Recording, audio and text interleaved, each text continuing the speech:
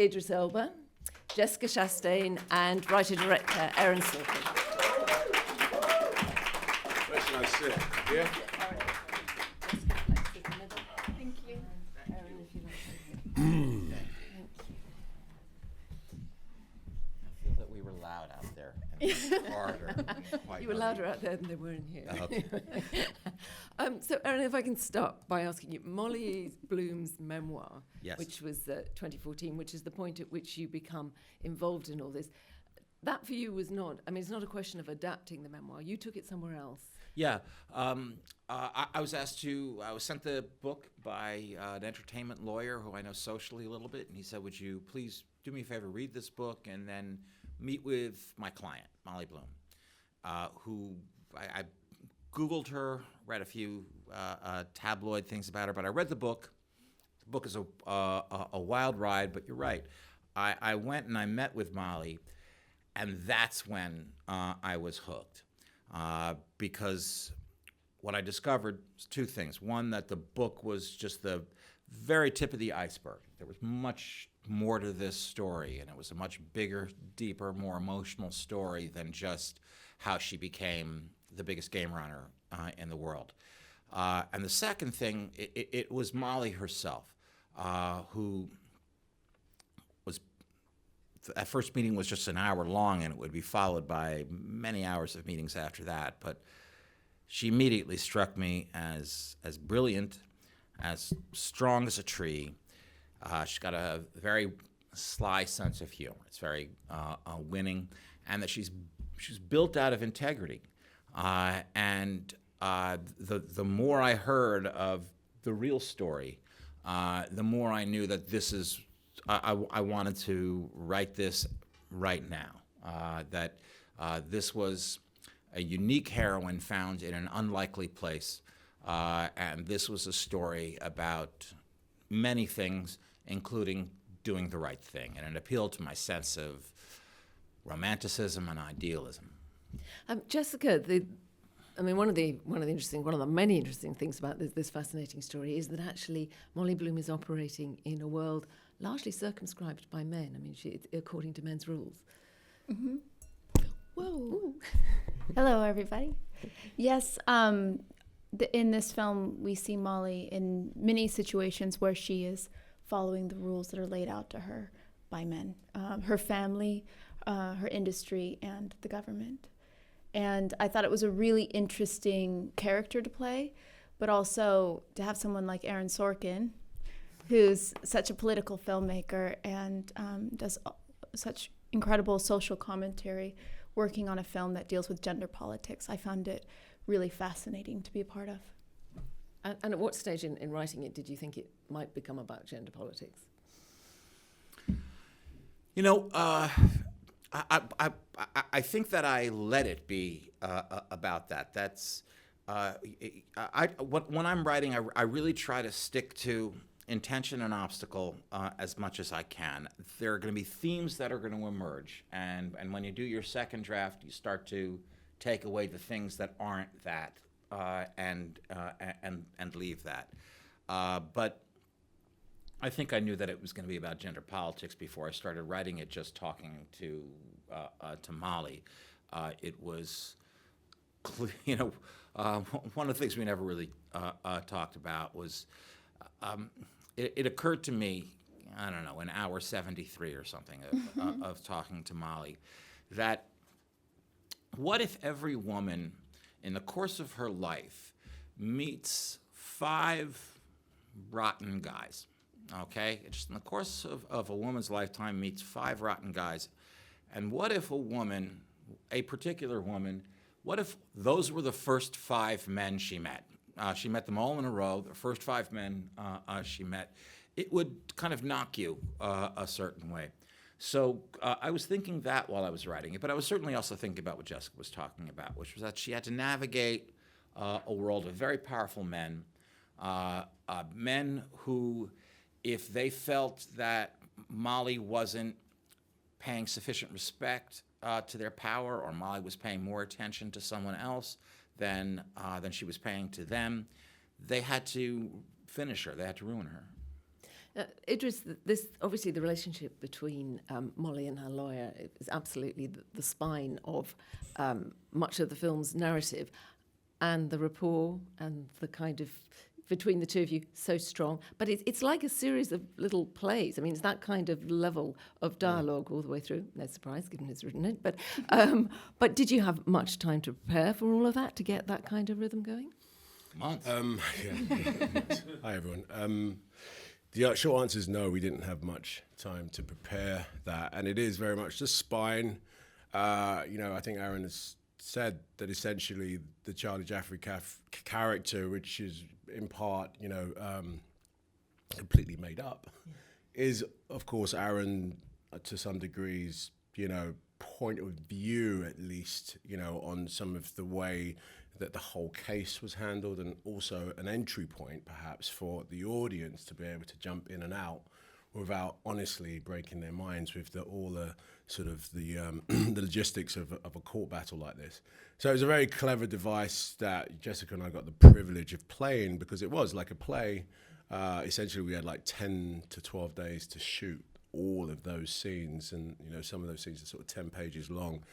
And so Jessica was amazing, was already on set by the time I got there, but we just jumped in, we rehearsed a lot. We would essentially walk onto the set, show the crew, which was like a little bit of street theatre every morning, and then we would go off and dissect this into the scene. Sorry. Well, I was just going to say what Idris means by the fictional element of Charlie is that there were two stories that I wanted to tell that were married to each other. One is the story that Molly tells in the book, which is the story of how she became the biggest game runner in the world.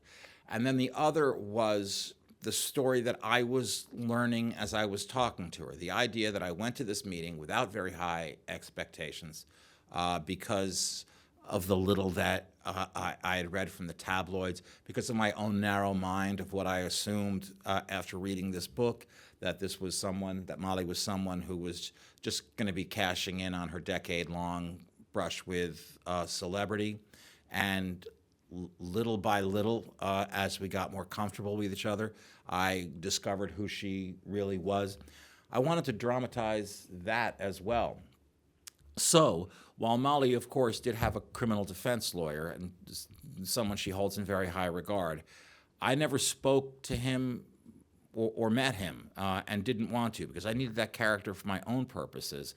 I wanted someone who was taking the journey with Molly, who was going from where Charlie goes of not having a lot of respect for her. Yeah. You don't need me, you need a publicist, that kind of thing, to the point where he's saying that you're my daughter's role model, and I'm good with that. Mm. So you met her, presumably, did you, Jessica? Yes. Aaron introduced Molly and I at the Four Seasons in Los Angeles, which I thought was very fitting. And she was wonderful. She was a great resource for me in creating the character and talking to her about what she was feeling, what she thought about the players, even little things about clothing or how to present herself or what she would do during the games. And then also, in addition to that, I also wanted to talk to people who knew Molly. And so I met with some of the players who played in our game, and I went to a New York game and sat in, and it was very helpful. So did you have any preconceptions about her before you met her in the way that Aaron did? Yeah, I think I had the same preconceptions that Aaron had. I Googled her, and then I noticed that I was starting to kind of have this judgment against her. I was watching some interviews, and I saw some journalists not be so nice to her, and I was thinking, okay, I wonder, what her goal is in all of this. And then I realized that the media was conditioning me to feel that way. It's this, what we do is we, have women, a woman is most valuable for her sexual attractiveness. And then the media tears her down afterwards. For me, it was very much a Kardashian story. I had the pictures of the Kardashians all over my trailer. In the sense I was thinking of who are the most powerful women in our society, in this society we live in, and how did they get their power? And for me, it was the Kardashians. I'm sorry, but well, I was just wanted to ask you, have you seen who Times Person of the Year is? Me too. Yeah. Sorry, Ooh. Idris, you were going to say. Me too. It's all the women who. Oh yeah. Didn't Yeah. Yeah. It's good. Poor Donald Trump. Sorry, Idris. I was going to say I hadn't met her until the premiere, and then literally I realized at the premiere that she hadn't seen anything. So, Jessica and I were sitting, Jessica was sitting behind me on the same row, and I looked, I was like, she's not seen it. She was like, I know. I was like, oh no. Well, she hates it. I mean, it was one of those moments, but she really loved it. She was very, very humbled by the whole process. Movie films, it's very romantic. It can be very, flattering, but she was very humbled. I think because the film is a great film, and I think it depicts her in a way that perhaps she doesn't see herself, maybe. That was one of the many very appealing things about her. She didn't see herself as a movie heroine the way I did. She was surprised to be painted that way. And the decision, I mean, obviously, that around the memoir, I think there's a lot of discussion about who the people were around the poker table. I mean, what was your attitude towards who you name and who you don't? I didn't want to name anybody, and I did everything I could to. I knew there was going to be no completely avoiding who's this supposed to be and who's that supposed to be. But I was hoping to minimize the detective hunt because it's just not what the movie is about. As far as naming anybody, excuse me, that's not something I would want to do under any circumstances. I'm not up for gossip, but certainly in a movie where your heroine is heroic because she's unwilling to name people, the movie that she's in can't then go ahead and name people. It'd be crazy. Great.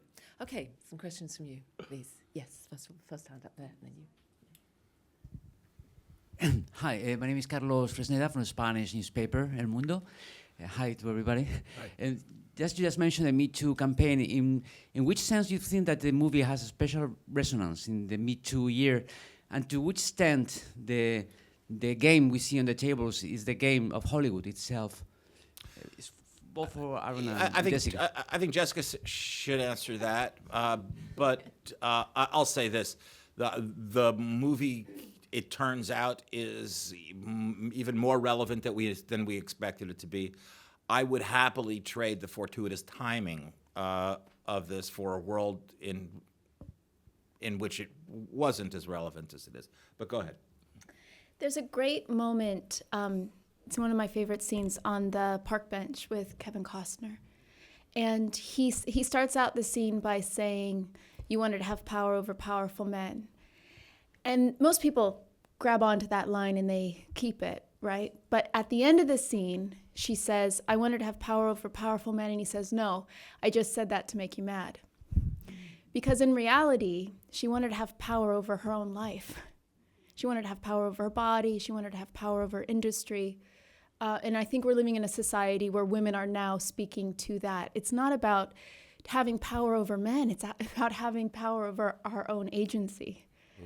And so for me, the film is very timely. I'm so proud to be a part of this. I'm so proud to be alive right now in this time where so many women are coming forward and so many men are allies in creating gender equality.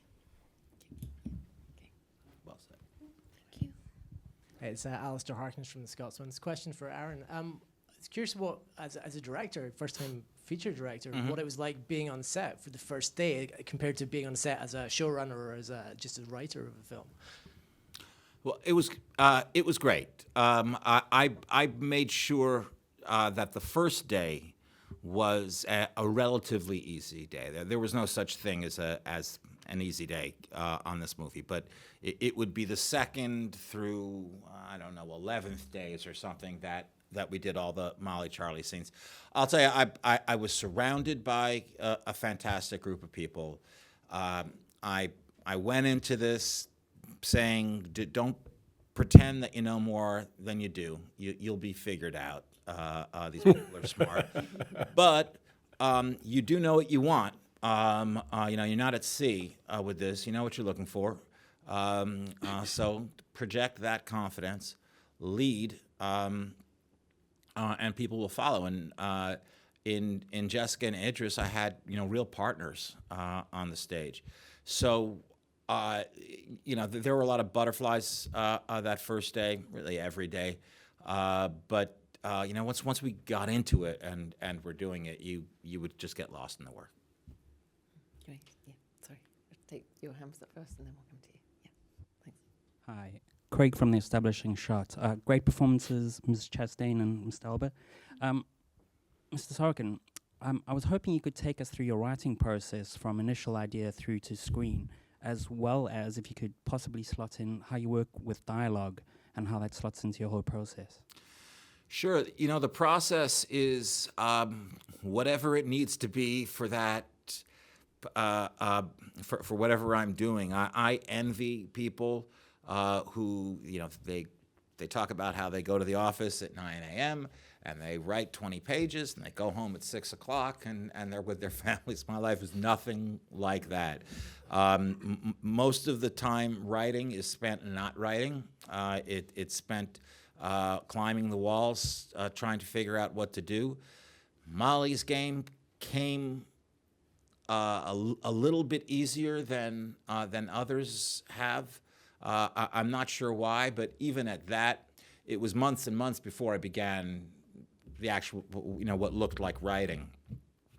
I've never written an outline. I'll write index cards, but only 3 or 4, maybe 5 in a row. It's like walking ahead in the dark with a flashlight. You can really only see as far as you go, but the further you walk, the further you can see. And then once you have the ending, it's something to write toward. You asked about dialogue. That's the part that, there's a lot of thinking that goes in. There's a lot of planning that goes in. I cling to intention and obstacle, those Aristotelian elements. Somebody's got to want something. Something's got to be standing in their way of getting it in every scene. But once you're loaded up, once you know what the scene is going to be, Jessica mentioned the scene on the bench with Kevin. Once you know what that scene is going to be from beginning to end, I like to try and write it as in the same amount of time it takes to type it.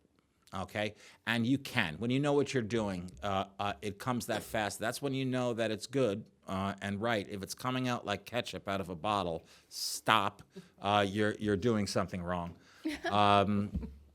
But dialogue is the part of writing that just it takes a while to find your voice, and it's like playing the violin. It takes practice. Yep. Sure. Question here. There and then at the back. Yeah. We'll get there anyway. Just Okay. I'm only being grabby because it's following on from the other two questions, which is to ask if, as a director, it's made you a better writer. Are you more philosophical about rewrites and killing your own chicks? Well, we call it killing our darlings. I mean, killing baby chickens, it seems unnecessarily harsh. I'd rather cut one of my own lines.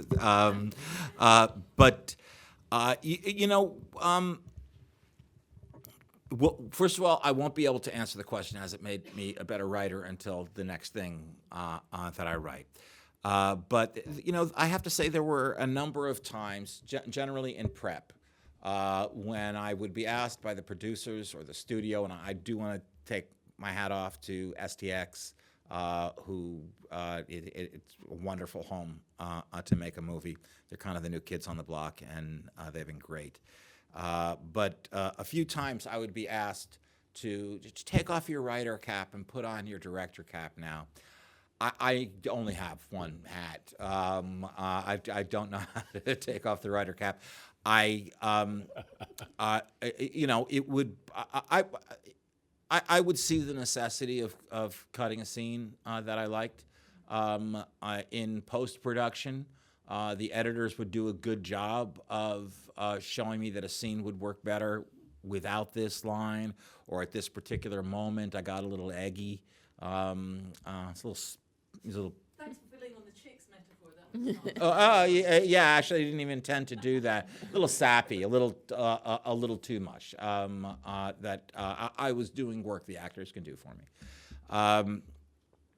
But I'll tell you that I'm glad that when I was writing the screenplay, I didn't know that I was going to be directing it, because I likely would not have. I probably would have been very conscious of that while I was writing it. I wouldn't have just let myself write at that moment I was talking about when, okay, you know what you're going to do, now go. And I certainly wouldn't have.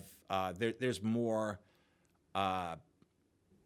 action in the first 8 minutes of this movie, in the first sequence of this movie, than there is in every other movie I've written combined. So I don't think I would have, I generally write something like that thinking, well, I'll let the director worry about, how this crash is going to work bit by bit. But I was glad that I didn't know it at the time.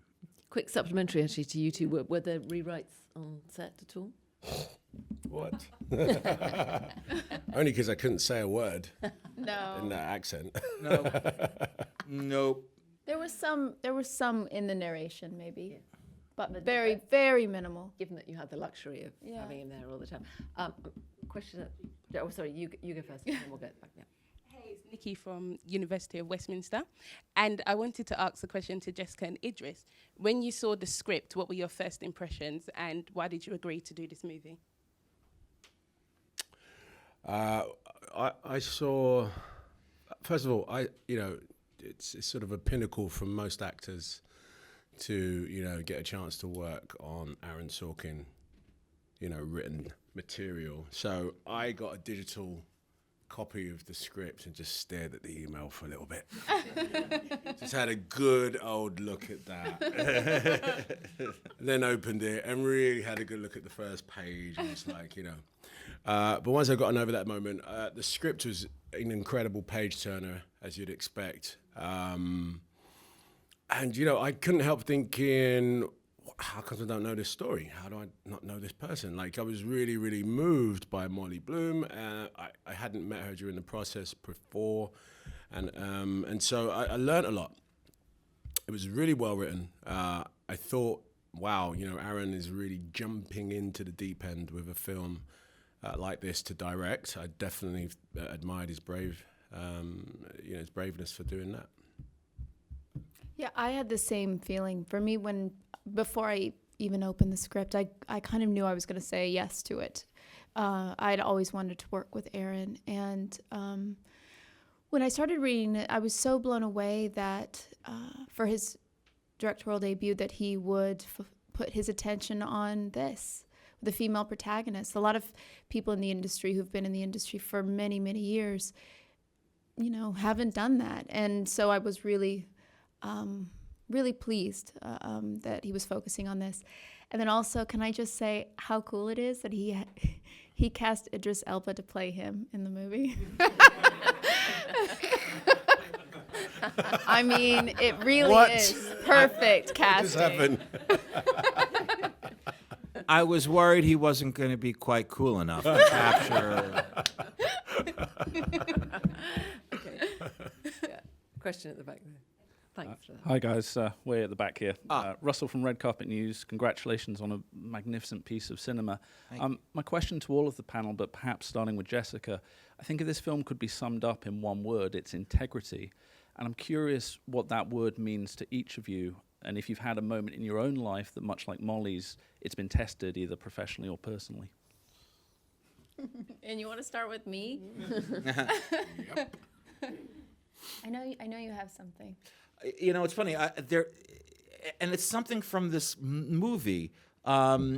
and I just can't remember what it was, but I do remember there was a moment on this movie on the phone with the producers where we were talking about something, and I just remember saying, it just doesn't sound like the right thing to do. Not meaning the strategy was right, from a sense of integrity.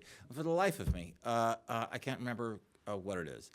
But you know, I was lucky. I'll mention this because my dad passed away a year ago this month, and so for me, my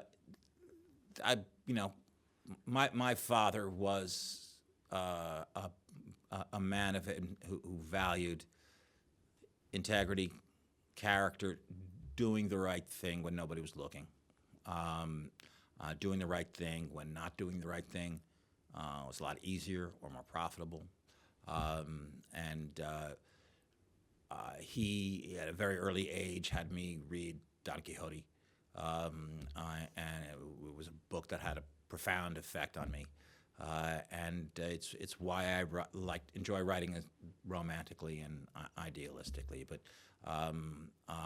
you're right. If the movie could be summed up in a word, it would be integrity, or it would be decency.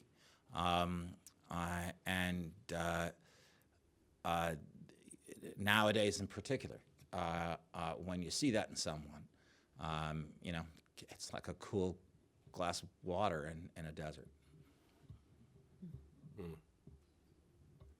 No, great question. But if I'm honest, I'll be really honest with you. I find it's hard to sort of answer questions like that at press conferences because they're very personal, and I like to do that on one-on-ones. But to say that, I think your observation, like Aaron's, is great about the fact of integrity. And I think there were moments in my life where that's happened over and over again, where I've sort of gone, should I do the right thing or do the wrong thing? Should I stay on what? Similar to Aaron, my father is very, has those same sort of principles, and every time oftentimes I've done the right thing and come out worse, right? But felt better about it. And that's ultimately something that I think you could see resonate in this film. In a time period, we talk about being timely, but in a time period where integrity for our population on this earth is something that we're all sort of like you say, it's missing somewhat, and you're going, where is it? So you see a piece of fiction, it's a film, it's based on someone real, but you take that away, that's a good thing. That's like, I'm very proud of being a part of that for that right now. And I think Molly's thing at the end of this movie is that deep down she feels like, look, I'll make a comeback. I will get a job. I'll support myself somehow. But if you, Charlie, take this away from me, the only pure thing left in my life, my integrity, my name, never going to get that back, no matter what. And so she makes that decision. It comes easily to her. Laura Harding from the Press Association. Jessica, it's interesting that there are at least two men in this film who try to cap Molly's pay, and you've spoken very eloquently about the issues you've had with pay and taken a really powerful stand, I think. I just wanted to get your sense of how big a problem you still think this is and how difficult speaking out was about it and what kind of pushback you've had career-wise. I think there's a lot of attention right now on actresses in Hollywood, just because the media really is focused on that. But I think it's also really important to recognize that what's happening in Hollywood is not only Hollywood.